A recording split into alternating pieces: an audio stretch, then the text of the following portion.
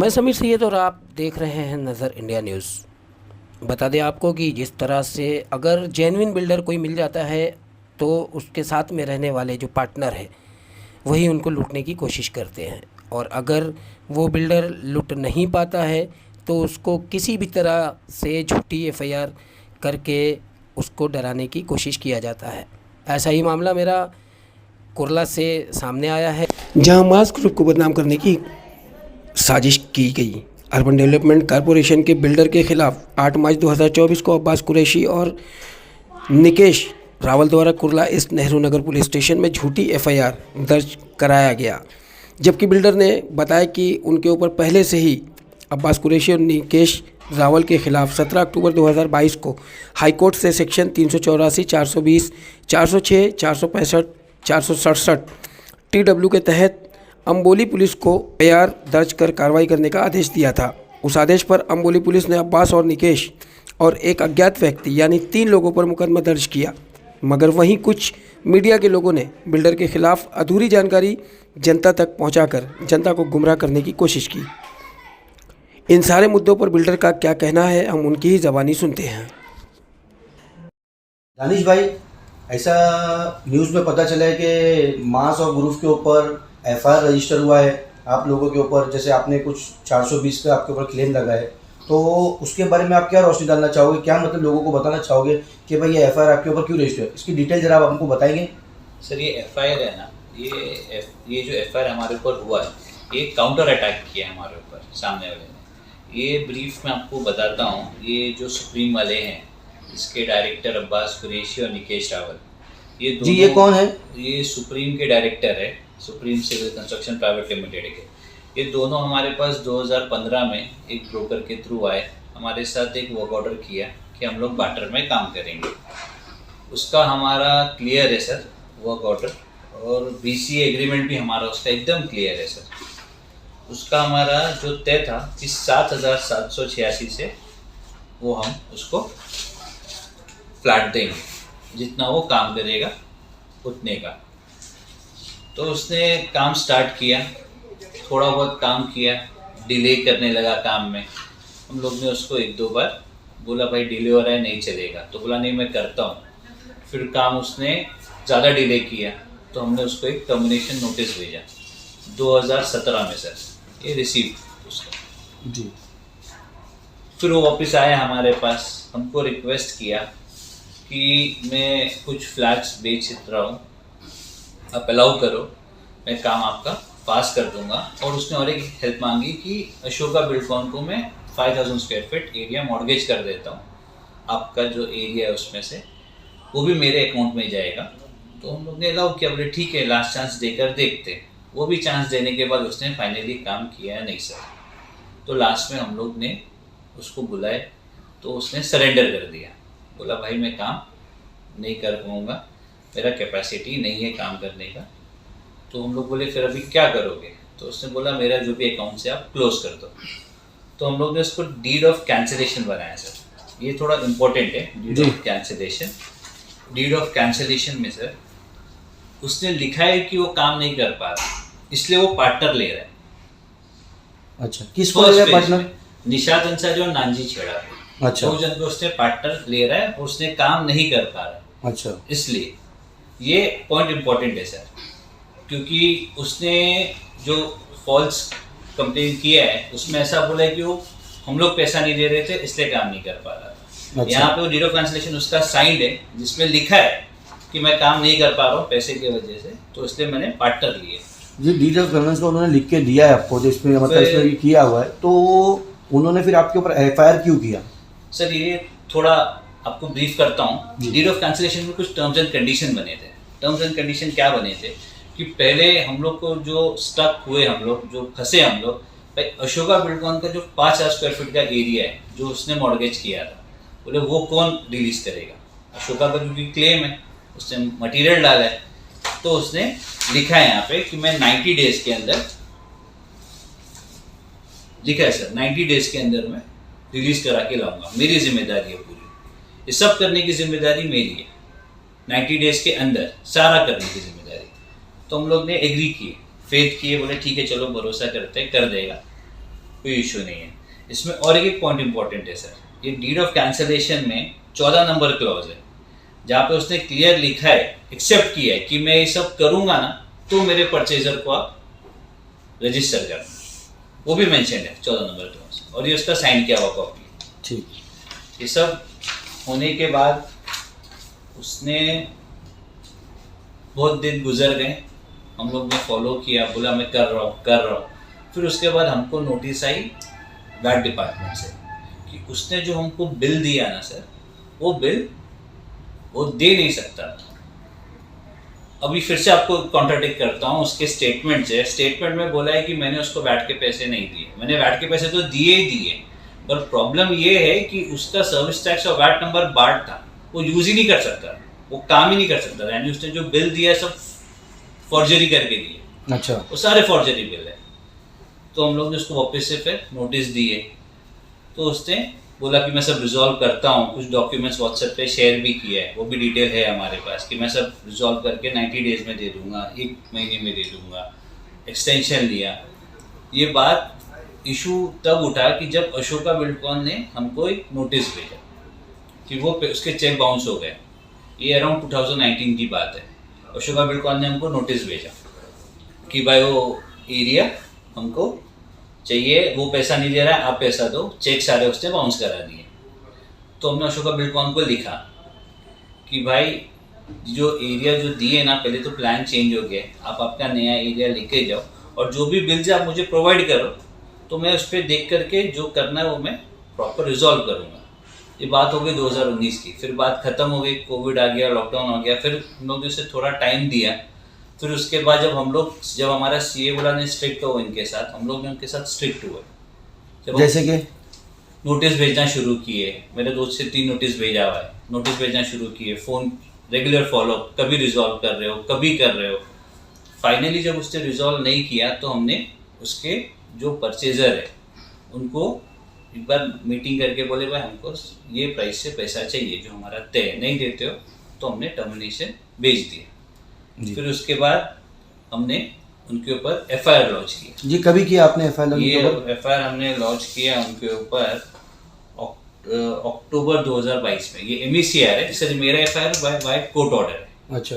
मैंने कोर्ट में एप्लीकेशन करके एफआईआर का ऑर्डर लाया, जिसमें सेक्शन 420, 406, 465, 467, 384 और 35। अच्छा, मतलब पहला आपने एफआईआर रजिस्टर किया? पहले मेरा एफआईआर है सर। अच्छा, तो आपका एफआईआर करने के बाद में वो लोग ने एफआईआर की है आपके ऊपर? यस, और उसके बाद मैंने सिविल सूट भी फाइल किया। मेरा क्लेम है उनके ऊपर 7 करोड़ 88 लाख का। अच्छा, ये कहाँ पर फाइल किया आपने? हाई कोर्ट में सूट फाइल किया मैंने। सूट नंबर 2022 की, ये सारा एक साथ किया है। हाई कोर्ट में सूट फाइल किया, क्रिमिनल प्रोसीडिंग भी चालू किया, क्योंकि इसमें मुझको बिल्स ये सब जो उन्होंने फ्रॉड बिल दिया ना, फॉर्जरी बिल्स जिसको बोलते हैं, वो दिया, उस वजह से मुझे दिक्कत आएगी, इसलिए हम लोग ने ये सारे काम पहले किए। फिर उन लोगों ने चालू किया हमको ब्लैकमेल करने का सीक्वेंस। वो एक कंप्लेन नेहरू नगर में डाले, एक कंप्लेन वाकोला में डाले, एक कंप्लेन धार में डाले, सब जगह n नंबर ऑफ कंप्लेन अलग अलग तरीके से डाल करके। तो ये सब जगह करने का मकसद क्या है? वो लोगों का मतलब अलग अलग जगह पे जाके कंप्लेंट्स करने का मकसद क्या है? सिंपल है सर, ये मेरा केस विड्रॉ करूं और ये जो मैंने सिविल सूट फाइल किया है ये मैं वापस लूं। मास और ग्रुप को बदनाम करने बदनाम, दूसरा की बदनाम करो इनको। उनका जो मुद्दा है सर, उनका जो उन्होंने जो जिस ग्राउंड पे केस फाइल किया है कि उनको मुझसे लेना है 10 करोड़ रुपए। सर ये उनका बैलेंस शीट है, उन्होंने अपलोड किया है ROF से, हम लोग ने ऑफिशियली डाउनलोड किया। इससे 1 रुपया भी इनको कहीं से आने का नहीं है, तो मुझसे 10 करोड़ कैसा लेने का? अच्छा। दूसरा उनका जो मुद्दा है अशोका बिल्डकॉन का, अशोका बिल्डकॉन की लायबिलिटी उनकी है सर, मेरी है ही नहीं लायबिलिटी। उनको रिलीज करके उनको लाना है 90 डेज में। तीसरा मुद्दा है परचेजर का, ये जो 9 परचेजर बोल के लोग गुमराह कर रहे हैं लोगों को सर, इसमें से सिर्फ ये 5 परचेजर है सर जो भी पार्ट ऑफ सिविल सूट है।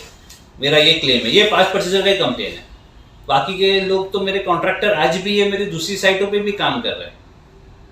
तो उसका तो कोई इश्यू ही नहीं है। ये लोग अपने मन से नो परचेजर बोल के बदनाम करके हाइड कर रहे हैं। ये 5 परचेजर का है सर। तो इनका क्या है, 5% का क्या लेना सर चाहिए? इनका कोई लेना देना नहीं है। हमको 7,786 जो मेरा वर्क ऑर्डर में तय हुआ है ना, मेरे को वो रेट से पैसा चाहिए।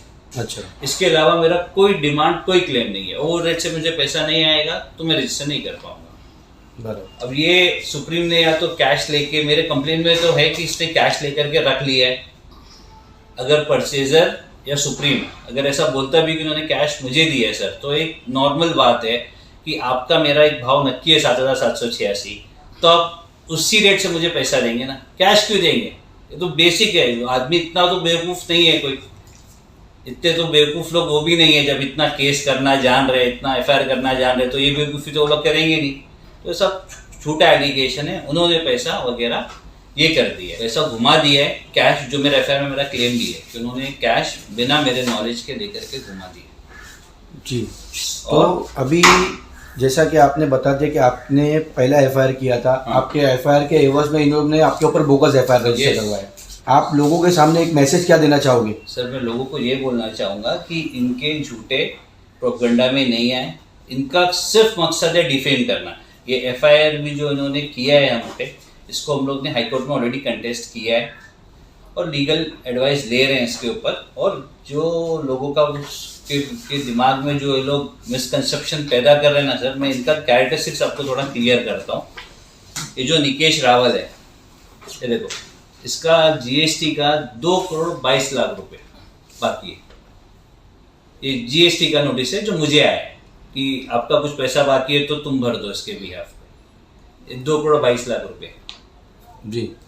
सुप्रीम का सर्विस टैक्स वैट कैंसिल था और मेरे साथ करोड़ों का धंधा किया।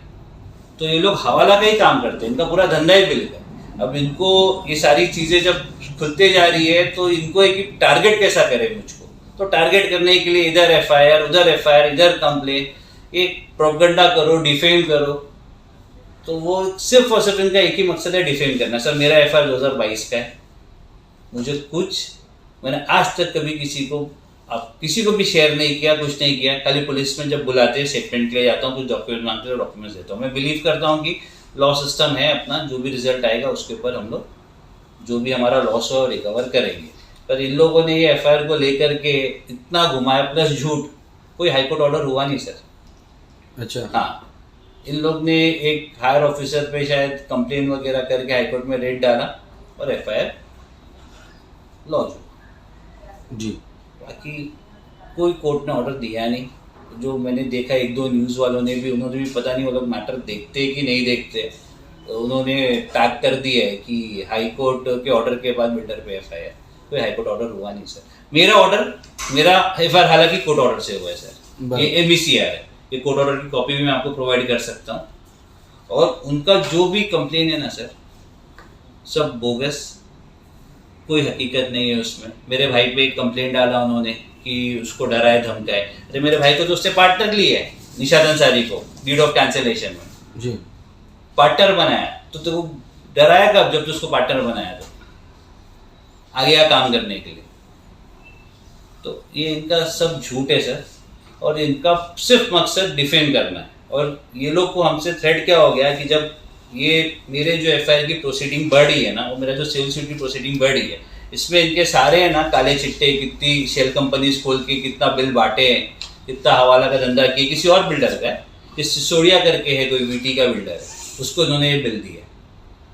नंदी इंटरप्राइजेस, ये प्रोप्राइटरशिप कंपनी है निकेश रावल। तो इनका मकसद सिर्फ एक है कि ये जो लाइबिलिटी जो बनती है मुझे लेने की इनसे, ये पैसा वो दे नहीं, पुलिस मशीनरी का यूज़ करके मेरे को ट्रैप करे और दूसरा मुझे डिफेम करे। तो अभी अगर आपको मालूम है कि आपके ऊपर ये लोग बोगस FIR रजिस्टर करके, तो अभी आप कोर्ट के थ्रू क्या करना चाहोगे? आगे आप क्या हाई कोर्ट में फाइल किया है हमने हाई कोर्ट में ऑलरेडी इस FIR को कंटेस्ट किया है जी। तो अभी आपके ऊपर जो बोगस कार्रवाई हो रही है, तो उसके लिए आप सरकार से और जो उच्च न्यायालय से क्या मांग करना चाहोगे? हम लोग ने ऑलरेडी हाई कोर्ट में लीगल टीम से राय लिया। उन्होंने बोला कि एक लेटर भी हम सबको दे रहे हैं, उनके FIR का पॉइंट वाइज जवाब, एक FIR का सर पॉइंट वाइज जवाब, उनका जो भी क्लेम है ना सर कि भाई परचेजर को जो है नहीं दिया तो हम लोग ने 7,786 से हमको पैसा चाहिए, हमारा सिंपल डिमांड है। दूसरा उसका पैसा निकलता है, अगर उसका पैसा निकलता है तो शो कर दे कैसा निकलता है।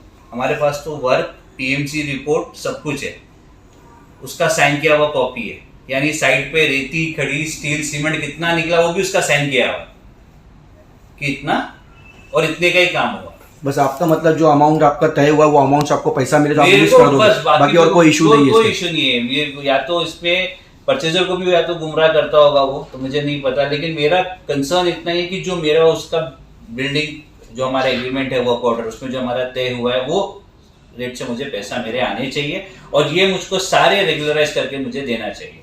उसकी जो मार्केट में वैल्यू है वो वैल्यू बरकरार रहना चाहिए, उसको बदनाम करने की कोशिश आपके बोलने के मुताबिक उसको बदनाम किया जा रहा है, तो उसलिए आप लोगों को क्या कहोगे कि भाई इस बातों में क्या करना चाहिए? देखिए मैं काम में बिलीव करता हूँ, ये सारे खराब लोग, अप्स एंड डाउन, ये सारे चीटर, इसका एक ये फिर हमारे साइट पे जो कुछ लोग जिनको हमने via supreme court order demolish किया था वो लोग मिलके प्रोपेगेंडा कर रहे हैं, पर वो चलता रहेगा।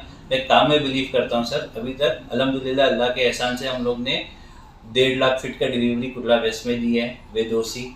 एक साइट थी बहुत दिन से अटकी थी, उसको भी हम लोग ने डिलीवरी रिहाब वालों को सबको घर दे दिया, सेल वालों को भी पार्टोसी दे करके हमने आधे लोग को दे दिया है। मास मेट्रोपोलिस में भी हमने आधे लोग को पोजीशन दे दिया है मेरी, और 3 साइट और चल रही है, अंधेरी, बांद्रा, जोगेश्वरी। ये तीनों पे सर इंटीरियर का काम चालू है with in 24 months. Time line के सबसे 24 महीना लगाएंगे ना सर, इंटीरियर का मेरा काम चल रहा है। यहाँ के सोसाइटी के लोग भी खुश है, कोई कंप्लेन नहीं है, हमारे साथ जुड़े हुए अच्छे से। इनफैक्ट वो सोसाइटी के लोग दूसरी सोसाइटी ला करके दे रहे। तो सर ये ठीक है, अभी बदनाम कर रहे हैं, जब कितना कोशिश करना है करने दीजिए। लॉ पे हमको भरोसा है और काम हमारा काम है, हमने काम किया है, लोगों को डिलीवरी दी है, उसी के साथ डिलीवरी दी है, तो फर्क नहीं पड़ेगा इससे। खाली जितना प्रोपेगेंडा करना है कर सकते हैं, उसका कोई इश्यू नहीं है। तो लोगों को आप यही बोलना चाहोगे कि मतलब अफवाह पे ध्यान मत दो? हाँ, अफवाह पे ध्यान नहीं दीजिए, ये सब प्रोपेगेंडा है और इनका कैरेक्टरिस्टिक्स आप खुद देंगे। ये सब चीटर है, ये सरकार का टैक्स का पैसा खाने वाले लोग हैं सर जी। ये तो ऑफिशियल है ना ये सब। मेरे पास जो भी डॉक्यूमेंटेड है सर, कुछ भी बात में हवा में नहीं किया। ये सारे जो मेरे पास है ना, जो भी बातें मैंने किया सबका मेरे पास प्रॉपर डॉक्यूमेंट्स है, आपको भी प्रोवाइड कर सकता हूँ। और सर ये लोग झूठे हैं, मक्कार लोग हैं, इन्होंने सिर्फ one side of the FIR बताया है। इन्होंने किसी भी न्यूज़ वालों को भी नहीं बताया कि दूसरे साइड से भी एफआईआर हुआ है। जैसे आप आए मेरे पास, 1-2 और न्यूज़ वालों ने आए मेरे पास, मुझसे मेरे एफआईआर की कॉपी लेकर गए। तो इनका इंटेंशन सिर्फ झूठ बोल के, मक्कारी करके डिफेम करना है, बदनाम करना है, डिफेम करना, और कोई इनका मकसद नहीं है दूसरा। वरना दूसरा आदमी होता तो लॉ पे भरोसा रखता, जो भी ड्यू कोर्स में लॉ का रिजल्ट आता उसके ऊपर चर्चा होती। लेकिन ये इनका मकसद है उसको सिर्फ बदनाम करना, क्योंकि लॉ से इनको कुछ मिलेगा नहीं। ये लोग ने चीट किया हमको। जय हिंद, जय महाराष्ट्र।